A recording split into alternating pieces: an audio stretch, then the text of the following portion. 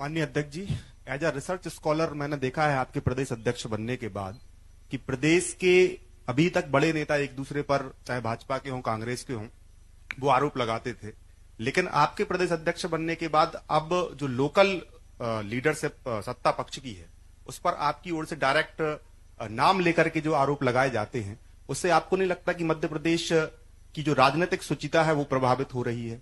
कि जो हमारा शांति का टापू था, बड़े नेताओं में एक चलता था कि नाम लेकर के आरोप प्रत्यारोप का दौर चले, लेकिन अब लोकल लेवल पर कांग्रेस जो हावी हो रही है, सत्ता पक्ष के चाहे विधायक हो चाहे मंत्री हो, उससे मैं आपका ध्यान आकर्षण कराना चाहता हूं कि आपको नहीं लगता कि राजनीतिक शुचिता मध्य प्रदेश में स्थानीय स्तर पर भी प्रभावित होगी? नहीं, राजनीतिक शुचिता की बात नहीं, सामाजिक शुचिता की बात भी है, पारिवारिक शुचिता की बात भी है।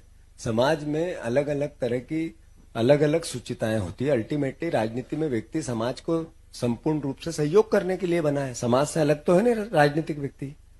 जहां तक मेरा सवाल मुझ पे एकदम व्यक्तिगत कि आप नाम लेके कहते हैं कि ये गलत है, ये सही है, और इसका ये बिल्कुल सही है कि मैं नाम लेके कहता हूं। और मैं मतलब मेरे काम करने के तरीके में मेरी दोस्ती सबसे है, पर मेरा दोस्त भी है, तो अगर मुझे मेरी पार्टी का धर्म निभाना है तो निभाना है।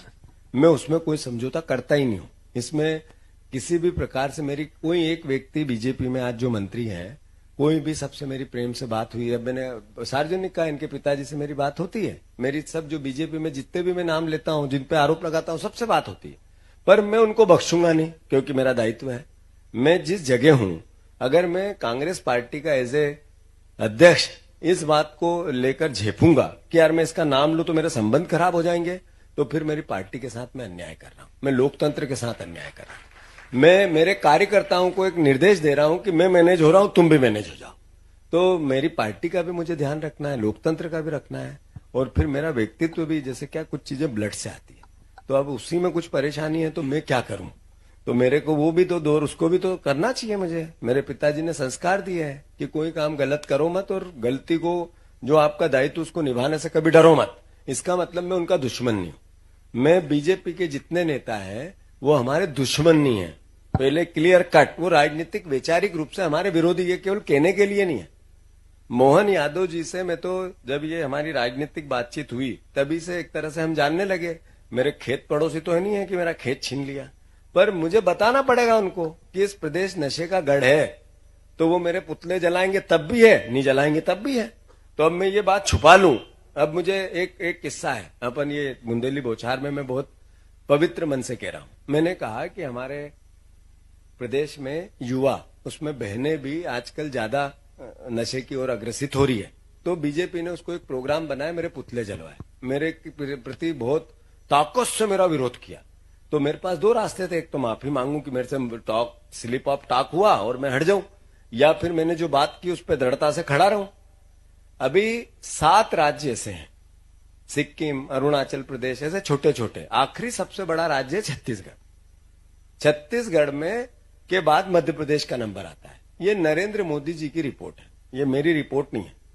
तो उस रिपोर्ट के आधार पर मध्य प्रदेश में जो प्रतिशत के आधार पर नशा होता है, उसमें पुरुष और महिलाओं की जब संख्या जोड़े हम, तो देश में सबसे ज्यादा है।